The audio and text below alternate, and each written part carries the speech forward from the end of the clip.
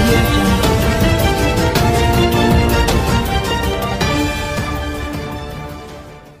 ఎట్లున్నది ఇలా కథ అంటిగా ఏదో అంజయ్ యాదవ్ మొత్తం ఇదివరకు ఉన్నాయని ఏదో పెద్ద చందమామని అంజయ్ యాదవ్ షాద్నగర్ చౌరస్తాలో పెట్టి అప్పజెప్పిపోయినట్టు అంజన్న మొత్తం దానికి ఏదో మసిమూసి పాడు చేసినట్టు ఆలోచన చేయాలి దయచేసి మాట్లాడే ముందు. ఎట్లున్నది ఇలా కథ అంటే ఇది కూడా మీకు చెప్పాలి. వెనకటికి ఒక చిన్నపిల్లగాడు ఉండే బుడ్డపిల్లగాడు, వాడు చిన్నప్పటి నుంచే చదువు చక్కగా రాలేదు. వాడు మొత్తం లంగ తిరుగుళ్ళు చెడ్డ అలవాట్లు అన్నీ చిన్నప్పటి నుంచే మొదలైంది. అట్లాగే జర్దాలు గుట్కాలు తాగుడు పెరిగి 16-17 ఏళ్ళకి వచ్చాడు. వచ్చినాక ఓ రోజు ఆయనతో ఇంట్లో వాళ్ళ నాయన జేబు కూడా చనిపోయాడు. పోతే వాళ్ళ అమ్మ వచ్చి పట్టుకున్నది. ఇంట్లో దొంగతనం చేస్తావు రేపు ఇంతకు తెగబడ్డవాడు. వాడు తాగి ఉన్నాడు. అప్పటికి ఆయనతో పక్కకు రోకలు పడి ఉంటే తీసుకొని అమ్మని కొట్టాడు. తల్లి అక్కడనే కూలిపోయింది, చచ్చిపోయింది. తండ్రి వచ్చిండు, తండ్రిని కొట్టిండు, ఆయన చచ్చిపోయాడు. మరి పోలీసు వాళ్ళు ఊరుకోరు కదా, పట్టుకొని పోయి జైల్లో పెట్టి జైల్లో పెట్టినాక శిక్ష చేయాలి కదా. శిక్ష చేయడానికి కోర్టుకు తీసుకొని వచ్చారు. తీసుకొచ్చినాక ఆ కోర్టులో జడ్జి గారు అన్నాడట, ఆ జడ్జి గారు మన అంజయ్ యాదవ్ లెక్క పెద్ద మనిషి, మంచోడు, చల్లటి మనిషి. ఆ పిల్లగాన్ని కిందికి వెళ్ళి మీదాకా చూసినాడు. చూసి అరే వారి నేను చాలామందిని చూసిన జీవితంలో, చాలామంది లుచ్చగాళ్ళను, చాలామంది లత్కోరుగాళ్ళను కూడా చూసిన, నీయత గలీజ్గానే అయితే చూడలేదురా. తల్లిని తండ్రిని చంపినావు, ఇక నీకు ఏం శిక్ష చేయాలో నాకైతే దోస్తలేదురా భయ్, ఇక నువ్వే చెప్పు, ఏదో ఒకటి చెప్పి కాలబెట్టు అదే చేస్తా అన్నాడు. అంటే వాడు అప్పటిదాకా ఇట్లా రుబాబుగా రొమ్మిడ్చుకొని లేవడ్డోడు ఎక్దం 2 చేతులు కట్టుకొని, అయ్యా నేను తల్లిదండ్రి లేని అనాథని సార్, నన్ను ఇడిచిపెట్టి సార్ అన్నాడు. కాంగ్రెస్ వాళ్ళ కథ కూడా గట్లే ఉంది. ఇప్పుడు నిన్న మొన్నటిదాకా మనం సావగొట్టింది ఎవడు వీరు కాదా?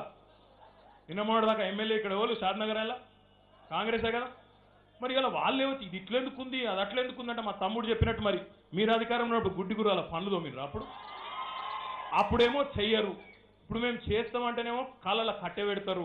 మళ్ళీ మీదికెళ్ళి వచ్చి ఇక్కడ లొల్లి లక్ష్మీదేవిపల్లి రిజర్వాయర్ ఏమాయ, ఇదేమాయ, అదేమాయ, మీరు కేసులు వాపసు తీసుకొని తప్పకుండా కట్టి చూపెడతాం. ఒక్క మాట మీకు ఈ సందర్భంగా నేను గట్టిగా చెప్పదలుచుకున్నాం. మన ముఖ్యమంత్రి గారి కమిట్మెంట్ మీ అందరికీ కూడా తెలుసు. 14 ఏళ్ళు ఏం చేసిండో, ఏమేం చేయాల్సి వచ్చినా ఆఖరికి చావు నోట్లో తలబెట్టి తెలంగాణను తీసుకొచ్చిన నాయకుడు కేసీఆర్ గారు.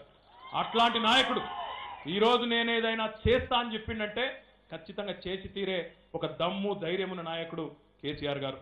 17,000 కోట్ల రుణమాఫీ చేసిన రైతులకు రైతు బంధు లాంటి చారిత్రకమైన కార్యక్రమాలు పెట్టి తెలంగాణ రైతుల హృదయాల్లో చిరస్థాయిగా స్థానం సంపాదించుకున్న, రైతు బీమానిచ్చి రైతు కుటుంబాలకు ఒక ధీమానిచ్చిన, ఇవన్నీ కూడా కేసీఆర్కు మాత్రమే సాధ్యం.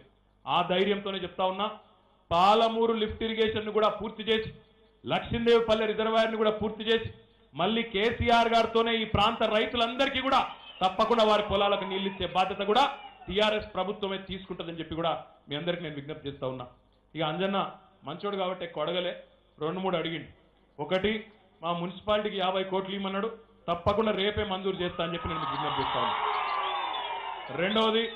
రెండోది అంబేద్కర్ భవనం కట్టాలి, దానికి ఒక 2 కోట్లు కావాలన్నాడు, అది కూడా తప్పకుండా 2-3 రోజుల్లో మంజూరు చేసి ఇస్తా అని చెప్తా ఉన్నా. దాంతోపాటు మీకు ఇంకొక మాట కూడా చెప్పాలా, ఈ ప్రాంతం నుంచి ఇప్పుడు ఎట్లయితే మీకు శంషాబాద్లో ఔటర్ రింగ్ రోడ్ ఉన్నదో దాన్ని తలదన్నే విధంగా రీజనల్ రింగ్ రోడ్ రాబోతా ఉంది. అది మీ ప్రాంతంలోనే రాబోతా ఉన్నది. కాబట్టి మీ ప్రాంత రూపురేఖలు మారిపోతాయి. నేను మళ్ళీ చెప్తున్నా, ఇది ఈరోజు శంషాబాద్ ఎట్లయితే పెద్దగోలుకొండ ఆ ప్రాంతాలు మొత్తం గుర్తుపట్ట రాకుండా అయిపోయినాయో, మీ షాద్నగర్ కూడా అదే స్థాయిలో మొత్తం మీరు గుర్తుపట్ట రానంతగా మారిపోతుందని చెప్పి నేను చెప్తా ఉన్నా. మీరు విశ్వసించండి, రాబోయే 3 ఏళ్లలోనే ఇది జరుగుతుంది. తప్పకుండా ఈ ప్రాంతంలో అన్ని రకాల కొత్త పరిశ్రమలు కూడా వస్తాయి. ఎందుకంటే ఒకసారి బ్రహ్మాండమైన జాతీయ రహదారుల స్థాయి, అంతర్జాతీయ స్థాయిలో రహదారులు వచ్చిన తర్వాత పరిశ్రమలు కూడా వెల్లువెత్తే అవకాశం ఉంటుంది. ఇంకా మీకు ఉపాధి అవకాశాలు కూడా పెరుగుతాయి. రైతులు బ్రహ్మాండంగా మరి ఇక్కడ మన పాలమూరులోనే ప్రతి నియోజకవర్గానికి 1,00,000 ఎకరాలకు పైచిలకు నీళ్ళు ఇవ్వాలనే ముఖ్యమంత్రి గారి నినాదం ఏదైతే ఉందో, ఆకుపచ్చ తెలంగాణ చూడాలని నినాదం ఏదైతే ఉందో, దానిలో మొట్టమొదటి ప్రయోజనం ఖచ్చితంగా పాలమూరుకే దక్కుతుందనే విశ్వాసం కూడా నాకున్నది. మరి ఇన్ని పనులు చేసిన ముఖ్యమంత్రి గారు, ఇంత కష్టపడి మీకోసం పనిచేసిన ప్రభుత్వాన్ని ఏం చేయాలి? మరి వినబడతలేదు, నా చెల్లెలు చెప్తలేరు అక్కడికి వెళ్ళి ఏం చేయాలి? పక్కానా? ఎన్నికలు ఎప్పుడొచ్చినా పక్కా షాద్నగర్ మీద మళ్ళా గులాబీ జెండా ఎగురుతుందా? షాద్నగర్ మీద గులాబీ జెండా ఎగురుతుంది అంటే చేయలేవట్టుంది. చెయ్యి అంటే చెయ్యి కాదు, మొండి చెయ్యి డేంజరు. పిడికిలి పిడికిలి రెండు పిడికిలు లేవాలి, రెండు పిడికిలు, రెండు చెయ్యిలు ఉన్న 2 పిడికిలు రావట్టు. నీకు డౌట్ ఉందా ఏమన్నా? సార్ జై తెలంగాణ, కేసీఆర్ గారి నాయకత్వం. ఏంటండి వీడియో నచ్చిందా? అయితే ఓ లైక్ వేసుకోండి, లేదంటే ఓ కామెంట్ చేయండి. ఎప్పటికప్పుడు మా వీడియోస్ చూడాలంటే సబ్స్క్రైబ్ చేసుకోండి.